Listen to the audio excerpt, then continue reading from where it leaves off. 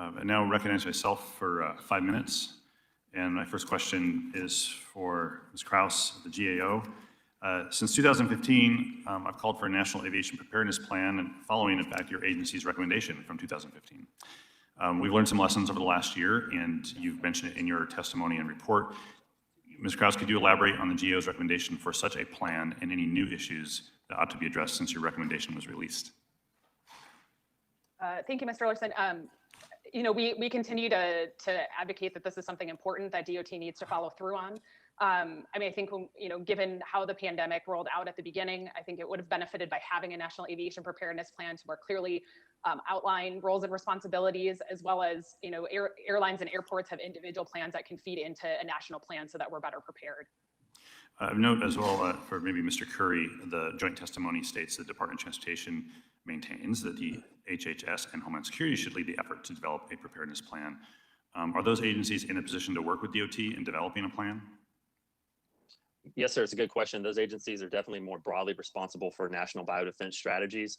And so they should include those types of agencies and work with them. But I totally agree that in the space of the aviation environment, the Department of Transportation would be the one expected to take the lead on something like that, working with their industry. The DHS and HHS just have too much to do across the board to focus in on every single industry.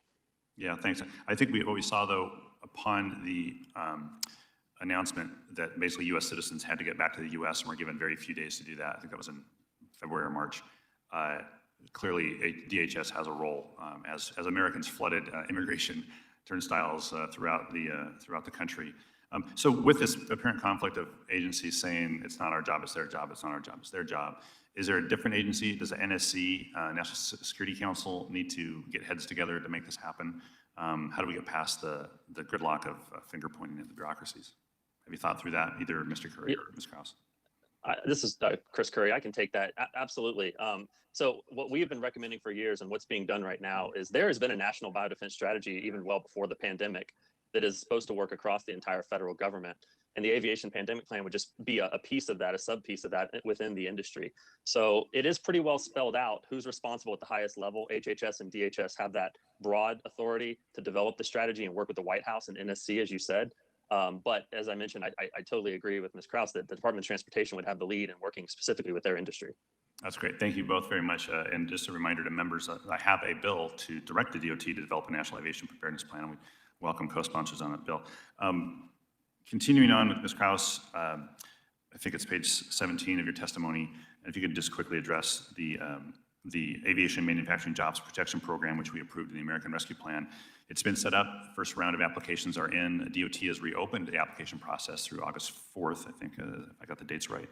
Have you started to look at the DOT's rollout of the application process, or will you wait a certain amount of time before you take a look at the GAO look at the rollout of the plan? Yeah, we've already begun work on that and meeting with DOT and understanding how they are implementing the program, as well as talking to some of the industry associations to get a sense as to how the implementation has been going. I mean, initial conversations is they feel like the communication has been good from DOT with that program, but obviously we'll be following closely and expect to report out on the status of that implementation later this fall in October. And one of your points in your report is that a lot of these programs were rolled out through existing mechanisms throughout the agencies. This was one program that sort of had to be created from whole cloth. Is that one of the things you're looking at, the compare and contrast of those activities? Yeah, certainly. I think what we've found is we've looked at all the different transportation programs, whether it's at Treasury or DOT, is if they are going through existing programs, that does help facilitate implementation. But when you're setting up new programs or with entities that you don't typically either work with or have that kind of relationship with the agency like DOT or get this type of funding, typically it is taking some time to get the programs stood up, the guidelines out there, and then obviously some mechanisms on the back end to track the funds. That's great. Thanks. My time's expired. Appreciate the